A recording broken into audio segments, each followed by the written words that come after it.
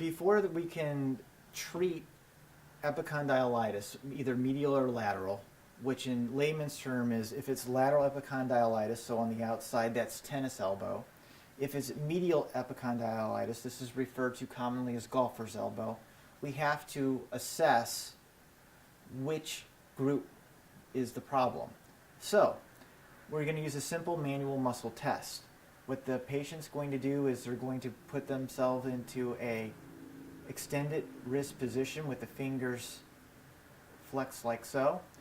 Now I'm going to have the individual press against the back of the hand, maintaining that position.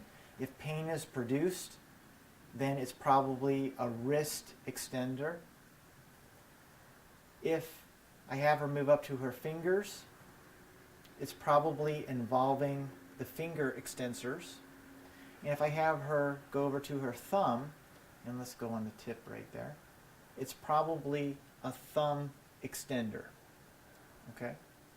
So if any one of these three provokes pain, that's a very common sign that you have elbow lateral epicondylitis. Okay, so treatment for this is going to include using a half-pound weight to a 5-pound weight depending on how acute the symptoms are, the age, and the strength of the individual.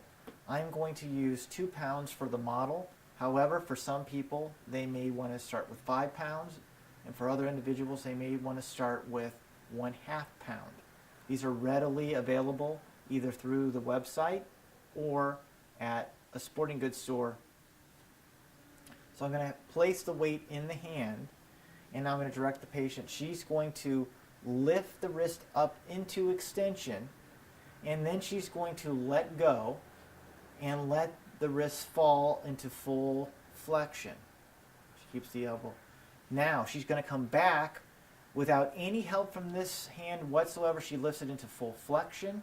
She then lets go and allows the wrist to fall into full flexion. She's going to repeat this sequence at least 90 times. Now, if you can't tolerate this, then break it up. Maybe 3 sets of 30 or 2 sets of 45.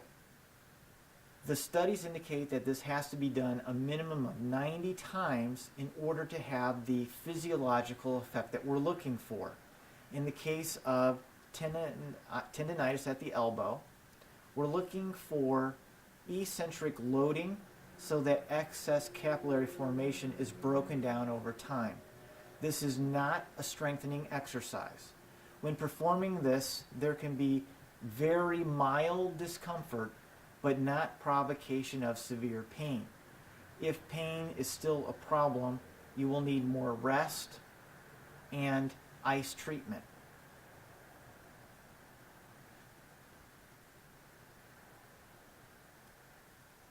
So this is a nice demonstration of eccentric loading of the lateral epicondyle, targeting the extensor tendons of the wrist and fingers of the hand.